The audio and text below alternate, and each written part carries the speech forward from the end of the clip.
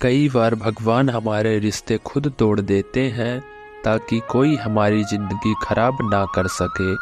दुनिया में सबसे खुश वही लोग हैं जो यह जान चुके हैं कि दूसरों से किसी भी तरह की उम्मीद करना बेकार है। ज़िंदगी में थोड़ा दुख भी ज़रूरी है। अगर हमेशा सुख ही मिलता रहा तो आप कभी ज़िंदगी में आगे नहीं बढ़ पाओगे। यह गलत सोच है। इंसानों की एक अकेला इंसान क्या कर सकता है, पर देखो ज़रा उस सूरज को जो अकेला ही सारी दुनिया को रोशन करता है। भाग्यशाली वो नहीं होते जिन्हें सब कुछ अच्छा मिलता है, बल्कि भाग्यशाली वह होते हैं जिन्हें कुछ भी मिलता है उसे वह अच्छा बना लेते हैं। गीता में लिखा है, जब इंसान की ज़रूरत बदल जाती है तब उसके बाद करने का तरीका भी बदल जाता है। फ़ायदा सबसे उभरी हुई चीज़ है, लोग उठाते ही रहते हैं। हारता वही है जो शिकायत बार बार करता है, और जीतता वो है जो कोशिश 1000 बार करता है। जिस इंसान को हम बेहद प्यार करते हैं वही इंसान हमारा सबसे ज़्यादा फ़ायदा उठाता है, क्योंकि वो इंसान जानता है कि हमारी कमजोरी क्या है। इतने समझदार बनो कि किसी को माफ़ कर दो, लेकिन इतने बेवकूफ़ मत बनो कि धोखा देने वाले पर दोबारा विश्वास कर बैठो। तुम बस उम्मीद मत छोड़ना, कल का दिन आज से बेहतर होगा। जिंदगी में उस लेवल तक पहुंच जाओ कि लोग आपको खोकर बचते हैं। जीवन में कभी भी किसी से अपनी तुलना मत कीजिए। आप जैसे हो सर्वश्रेष्ठ हो, क्योंकि ईश्वर की हर एक रचना सर्वोत्तम होती है। खुद को किसी से कम समझना ईश्वर की रचना का अपमान है। इंसान का मन ही उसका सबसे बड़ा दुश्मन और उसका सबसे बड़ा दोस्त होता है। यदि मन आपसे जीतता है तो आपका दुश्मन बन जाता है, और यदि आप मन से जीतते हो तो आपका सच्चा दोस्त बन जाता है।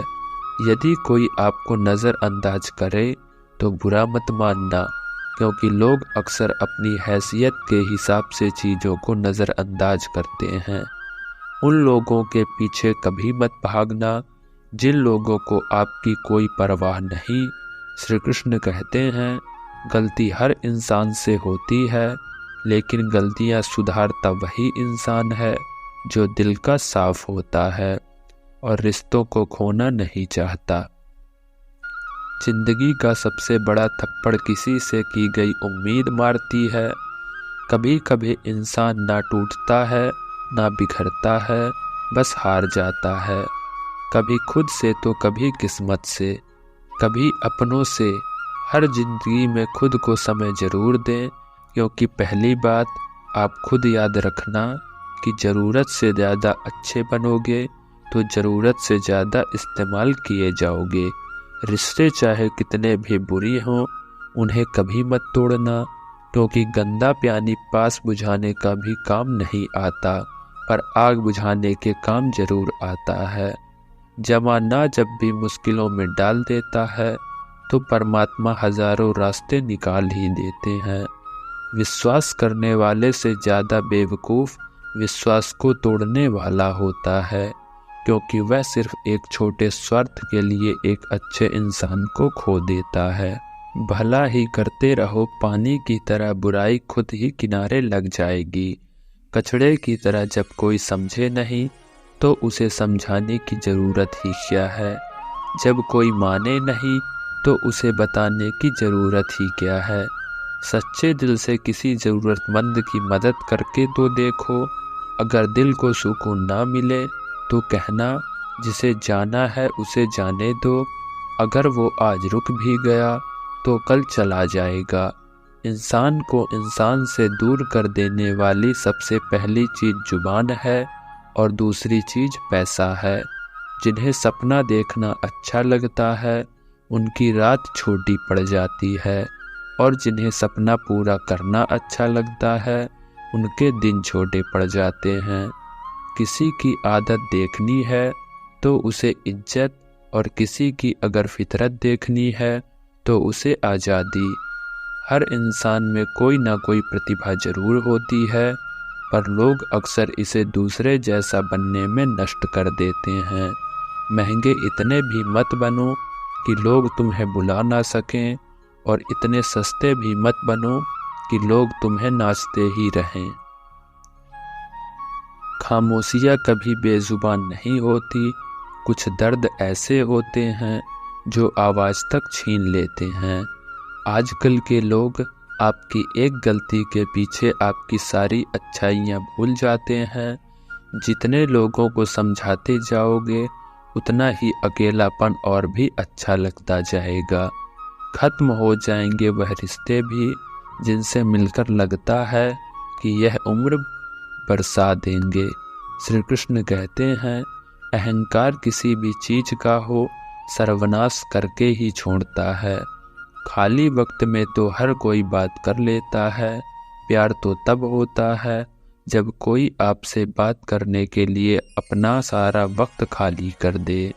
सब कुछ ठीक करने का इंतजार करोगे तो बैठे ही रह जाओगे। आप हिम्मत करो, खुद उठो, अपनी जिंदगी में सब कुछ ठीक कर दो, लोग पहचानना ही भूल जाएंगे। इससे पहले अपनी पहचान बना लेनी चाहिए। एक बार एक राजा ने भगवान श्री कृष्ण का मंदिर बनवाया और उसमें मूर्ति की पूजा करने के लिए एक पंडित को रखा।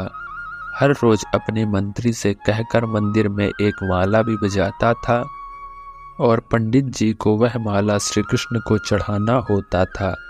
उसके बाद राजा जब दर्शन के लिए आता था, वो पुजारी को माला भगवान की मूर्ति से ऊपर से निकालकर राजा के गले में पहना देता था। कई सालों तक ऐसा चलता रहा। पंडित जी अब बूढ़े हो चुके थे। एक दिन राजा की तबीयत खराब हो गई। उसने अपने सेवक को कहा कि तुम जाकर पंडित जी को माला दिया दो और उनसे कहो कि आज मेरी तबीयत खराब है, मैं आज मंदिर नहीं आ सकता, तो प्रतीक्षा ना करें। फिर राजा का सेवक वह माला लेकर पुजारी के पास गया और पूरी बात बता दी।